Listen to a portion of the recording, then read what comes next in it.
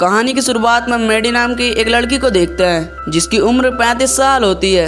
दरअसल मेडी की मां ने लोन पर घर लिया होता है, लेकिन अब उसकी मां इस दुनिया में नहीं रही और उसके पिता उससे अलग रहते हैं, इसलिए मेडी को घर का लोन चुकाना पड़ रहा है। मेडी पैसा कमाने के लिए रात में ओवर ड्राइवर का काम करती है और दिन में पार्ट टाइम एक बार में काम करती है। लेकिन आज उसकी कार एक सरकारी कर्मचारी उसके घर से जब्त करने लगता है, क्योंकि इस बार वो घर का लोन नहीं चुका पाई थी, इसलिए वो सरकारी कर्मचारी उसकी गाड़ी ले जाने लगता है। लेकिन ये सरकारी कर्मचारी मेडी का एक्स बॉयफ्रेंड होता है, इसीलिए वो उसे मनाने की कोशिश करती है ताकि वो कार को न ले जाए। और तभी मेडी उसे बहकाने के लिए कहती है कि मैं तुम्हें अभी भी पसंद करती हूँ। लेकिन तभी वो सरकारी कर्मचारी मेडी के घर से एक आदमी को बाहर निकलते हुआ देखता है, जो कि पिछली रात मेडी के घर पर सोया था। उसे देखकर वो सरकारी कर्मचारी मेडी की कार को लेकर निकल जाता है। इसके बाद मेडी बार में काम कर रही होती है, जहाँ उसकी सबसे अच्छी दोस्त और उसका हस्बैंड भी काम करता है। मेडी उन्हें अपनी परेशानियों के बारे में बताती है और कहती है कि मेरी गाड़ी जब्त कर ली गई है, जिससे वो रात में कैसे कार चलाएगी और कैसे अपने घर का लोन चुकाएगी।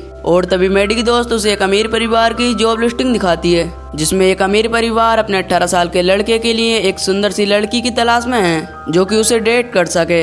इसके बदले में वो उसे एक महंगी कार देंगे। मेडी को पता चलता है कि वो लोग 20 से 25 साल की लड़कियों को ढूंढ रहे हैं, लेकिन मेडी की उम्र तो 35 साल होती है। लेकिन फिर भी वो इस काम को आजमाने के लिए फैसला करती है, क्योंकि उसे किसी भी तरह अपने घर का लोन चुकाना है। अगले दिन मेडी उस अमीर परिवार के घर पहुंच जाती है, जहां वो उस कपल से मिलती है जिन्होंने अपने बेटे के लिए इंटरनेट पर नोटिस डाला था।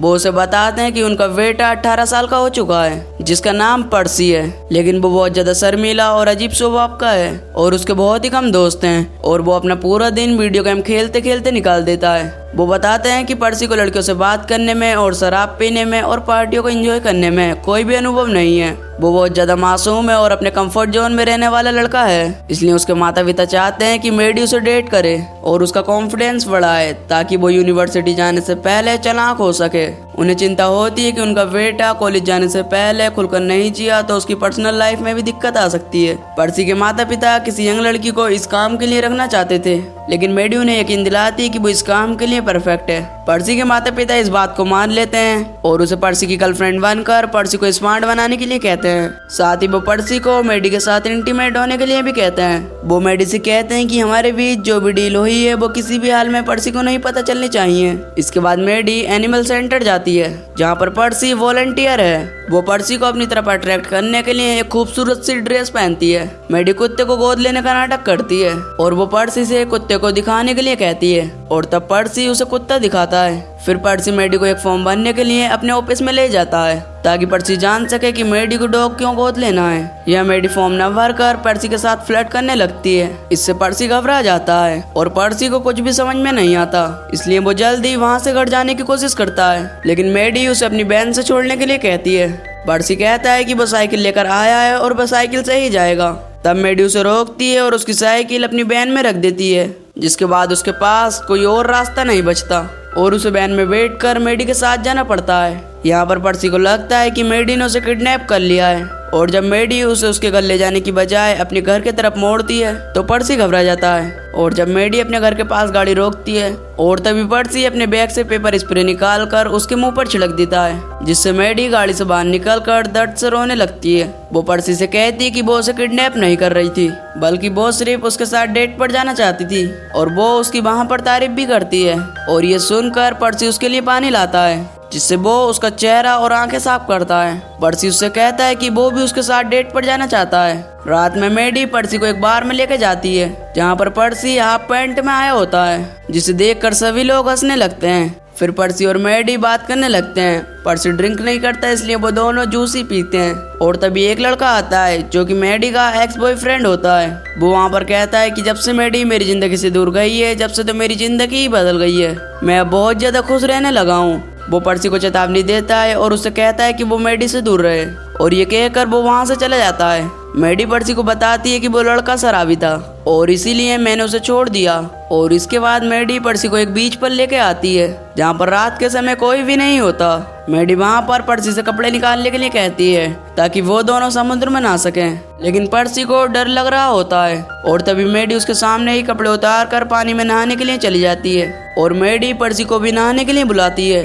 पर्सी उसे देखकर हिम्मत करता है और वो अपने कपड़े उतार कर पानी में नहाने के लिए चला जाता है, लेकिन इससे पहले वो दोनों वहाँ पर कुछ कर पाते हैं। और तभी वहाँ पर 3 शराबी लड़के और लड़की आ जाती हैं और किनारे पे रखे हुए उनके कपड़े चुरा लेते हैं, जिसमें उनका फोन और वॉलेट और चाबियां होती हैं। मैडी उन्हें ऐसा करने से रोकने की कोशिश करती है और जब वो सभी उन दोनों का सामान ले जाने लगते हैं तो मैडी बिना कपड़ों के ही बाहर आ जाती है और उन तीनों से लड़ने लगती है और वो तीनों डर कर उनका सामान वापस कर देते हैं। और जब मैडी दोबारा से पानी में जाती है तो पर्सी को बहुत ज्यादा गुस्सा आता है। पर्सी मैडी से कहता है कि तुम्हें उनसे ऐसे लड़ना नहीं चाहिए था। मैडी पर्सी से कहती कि अगर मैंने उन्हें नहीं रोका होता तो वो सभी हमारा सामान लेकर चले जाते। और फिर मैडी पर्सी के करीब आने लगती है, लेकिन पर्सी पीछे हट जाता है, जिससे मैडी गुस्से में पानी से बाहर निकल जाती है और कपड़े पहन लेती है। फिर वो अपनी गाड़ी स्टार्ट करती है और वो वहाँ से जाने लगती है। और तभी पर्सी उसके पास आता है और वो उससे माफी मांगता है। फिर मैडी उसे उसके कपड़े देती है और उसे अपने घर लेकर जाती है। मैडी फिर से पर्सी को बहकाने की कोशिश करती है। वो उसे अपने करीब लाने के लिए डांस भी करती है, लेकिन पर्सी उसके पास नहीं आता। तब मैडी उसे भी ऐसा ही डांस करने के लिए कहती है। दरअसल मैडी चाहती थी कि जो डील पर्सी के पेरेंट्स के साथ मेरी हुई है वो जल्दी से खत्म हो जाए और उसे महंगी कार मिल जाए, इसीलिए वो पर्सी के साथ जल्दी से क्लोज होना चाहती थी। पर पर्सी मैडी को पहले अच्छे से जानना चाहता था और वो उसके साथ उससे पहले इंटीमेट नहीं होना चाहता था।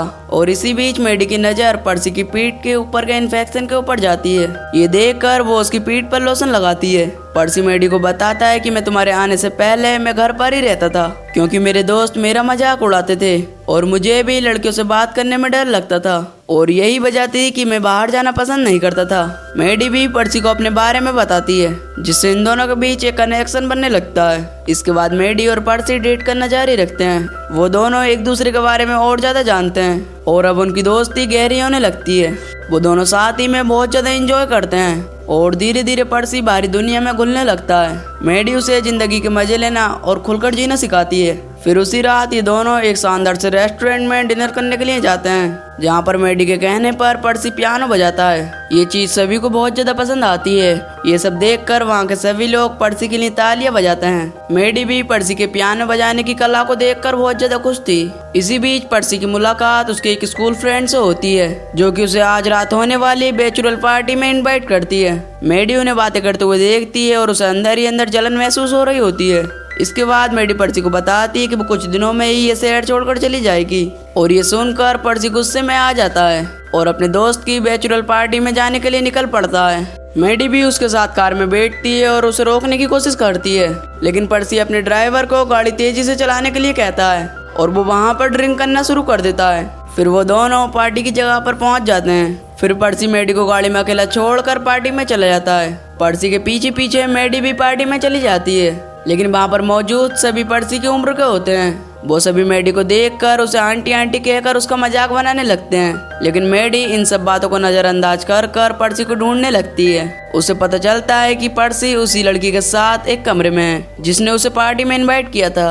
मैडी देखती है कि कमरे का दरवाजा बंद है और इसीलिए वो चिल्लाकर डोर खोलने के लिए कहती है, लेकिन जब वो दरवाजा नहीं खोलते तो मैडी जबरदस्ती दरवाजा तोड़कर अंदर चली जाती है। वहाँ पर वो देखती है कि पर्सी उसी लड़की के साथ बेड पर बैठा हुआ है, हालांकि उन्होंने आपस में कुछ भी नहीं किया था। मैडी देखती है कि पर्सी की तबीयत अब बहुत ज्यादा खराब है, क्योंकि उसने जरूरत से ज्यादा शराब पी ली थी। यहाँ पर मैडी उसे उल्टी करवाने के लिए बाथरूम में लेकर आती है और तभी बच्चों के माता पिता भी वहाँ पर आ जाते हैं और मैडी को वहाँ से जाने के लिए कहते हैं। इसीलिए मैडी पर्सी को लेकर वहाँ से निकल जाती है। वो दोनों कार से जा रहे होते हैं और तभी पर्सी कहता है कि मैं तुम्हारे साथ क्लोज होने के लिए तैयार हूँ और मैं तुमसे बहुत ज्यादा प्यार करता हूँ। ये सुनकर मैडी को लगता है कि पर्सी बहुत ज्यादा नशे में है और उनके इंटीमेट होने का ये समय सही नहीं है, इसीलिए वो इंटीमेट होने से मना कर देती है। अगले दिन पर्सी के माता पिता नोटिस करते हैं कि अब पर्सी बहुत ज्यादा चालाक हो चुका है, जिससे वो काफी ज्यादा खुश होते हैं। पर्सी उनसे कहता है कि अब वो यूनिवर्सिटी नहीं जाना चाहता, क्योंकि अब उसकी एक गर्लफ्रेंड बन गई है जिसका नाम मैडी है और वो उसके पास रहना चाहता है। और ये सुनकर पर्सी के माता पिता परेशान हो जाते हैं, क्योंकि वो दोनों चाहते थे कि पर्सी यूनिवर्सिटी जाने से पहले चालाक हो जाए, लेकिन अब जब वो यूनिवर्सिटी ही नहीं जाना चाहता तो अब उनका प्लान खराब होने लगता है। इसीलिए पर्सी के माता पिता मैडी को कॉल कर कर मिलने के लिए बुलाते हैं और उसे बताते हैं कि जिस काम के लिए तुम्हें काम पर रखा गया था वो काम अब पूरा हो चुका है, इसीलिए अब उसे पर्सी के साथ कुछ भी नहीं करना है और वो डील के हिसाब से महंगी कार लेके जा सकती है। पर दुर्भाग्य से पर्सी अपने पिता की कार को ड्राइविंग सीखने के लिए लेकर निकल रहा होता है, लेकिन फोन कार से कनेक्ट होता है तो वो उनकी बातचीत सुन लेता है, जिससे पर्सी को मैडी की सच्चाई के बारे में पता चल जाता है। और ये सुनकर तो पर्सी का दिल टूट जाता है और वो विश्वास नहीं कर पाता कि जिस लड़की को वो अपनी गर्लफ्रेंड समझ रहा था उसे उसके लिए उसके माता पिता ने काम पर रखा था। अगले दिन पर्सी मैडी को अपने माता पिता के साथ दोपहर के खाने पर मिलने के लिए बुलाता है। पर्सी के माता पिता पर्सी को ऐसे दिखाने की कोशिश करते हैं कि जैसे मैडी को उन्होंने पहले कभी नहीं देखा। पर्सी भी ये बात नहीं बताता कि उसे सारी सच्चाई पता है। और तभी पर्सी के पास उसके दोस्त का कॉल आता है, जो कि उसके साथ एनिमल सेंटर में वॉलंटियर है। पर्सी घर से बाहर आता है और मैडी को दी जाने वाली कार वो अपने दोस्त के साथ जंगल में लेकर आता है। पर्सी और उसका दोस्त कार को धक्का देकर एक पेड़ से टकरा देते हैं, जिससे कार बुरी तरीके से डैमेज हो जाती है। पर्सी ये सब इसलिए करता है ताकि वो मैडी से उसके धोखे का बदला ले सके। जब पर्सी घर लौटता है तो वो मैडी के करीब आने की कोशिश करता है। मैडी मान जाती है क्योंकि वो सब कुछ खत्म करना चाहती थी, लेकिन पर्सी मैडी के दिए धोखे से दुखी होता है और इसीलिए वो रुक जाता है। और वो मैडी से कहता है कि उसे सब कुछ पता है, तुम्हारे और मेरे माता पिता के बीच की डील हुई थी। पर्सी अब बहुत ज्यादा गुस्से में होता है और अब वो मैडी को देखना भी नहीं चाहता, क्योंकि मैडी ने उससे प्यार करने का नाटक किया था। मैडी उसे समझाने की कोशिश करती है कि उसने ये सब मजबूरी में किया, लेकिन पर्सी उसकी कोई भी बात नहीं सुनता और मैडी वहाँ से चली जाती है। उसे अब पर्सी के माता पिता की दी हुई कार भी मिल जाती है, जिसको पर्सी ने बहुत बुरी तरीके से डैमेज कर दिया होता है। यहाँ पर पर्सी अपने माता पिता से बहुत ज्यादा गुस्सा होता है और वो उनसे कहता है कि उसे वो अपनी जिंदगी ठीक से जीने दें। वो पहले की तरह अपने ज्यादातर समय कमरे में बिताने लगता है और वीडियो गेम खेलने में लग जाता है। वो मैडी के किसी भी कॉल या मैसेजेस का जवाब नहीं देता। उधर मैडी पर्सी के पेरेंट्स की दी हुई कार को रिपेयर करवा लेती है और पैसे लेकर अपने घर का लोन चुका देती है। और इस खुशी में वो अपने दोस्त और उसके पति को पार्टी देती है, लेकिन उसकी दोस्त उसे बताती है कि वो मां बनने वाली है और इसीलिए वो अब एक नया घर ढूंढ रहे हैं, क्योंकि इससे पहले वो अपने पेरेंट्स के घर पर रह रहे थे। ये सुनकर मैडी उन्हें अपना घर कम दाम में बेच देती है, क्योंकि मैडी को इस शहर में अब नहीं रहना था और अब वो कैलिफोर्निया शिफ्ट होने वाली थी। इसके बाद मैडी पर्सी से मिलने के लिए उसके घर पर जाती है, क्योंकि उसे उसके लिए बुरा लग रहा होता है, लेकिन पर्सी वहाँ पर नहीं होता। वो उसके पेरेंट्स से उसका पता लेकर उससे मिलने के लिए जाती है, पर पर्सी अब भी उससे बात करने से इनकार करता है। और तब मैडी उससे माफी मांगती है और उसे समझाने की कोशिश करती है और आखिरकार पर्सी उसे माफ कर देता है। फिर मैडी उसे बताती है कि वो कैलिफोर्निया जा रही है और ये सुनकर पर्सी उसके लिए खुश होता है। इसके बाद जब पर्सी यूनिवर्सिटी जाने वाला होता है, वो अपना बैग पैक करता है और अपने माता पिता को अलविदा कहता है। कैलिफोर्निया जाने से पहले मैडी उसे यूनिवर्सिटी छोड़ने के लिए आती है और फिर दोनों साथ ही में निकल जाते हैं। और दोस्तों, इसी के साथ ही मूवी यहीं पर खत्म हो जाती है। दोस्तों, आपको मूवी की एक्सप्लेनेशन कैसी लगी नीचे कमेंट कर जरूर बताना। और अगर आपको वीडियो पसंद आई हो तो प्लीज वीडियो को लाइक कर चैनल को सब्सक्राइब कर देना और बेल नोटिफिकेशन को ऑल पर सेलेक्ट कर देना, ताकि आने वाली वीडियो के नोटिफिकेशन आपके पास सबसे पहले आ सके। तो चलिए, मैं मिलता हूँ आपको एक न्यू वीडियो में। तब तक के लिए till then take care, love you, bye bye.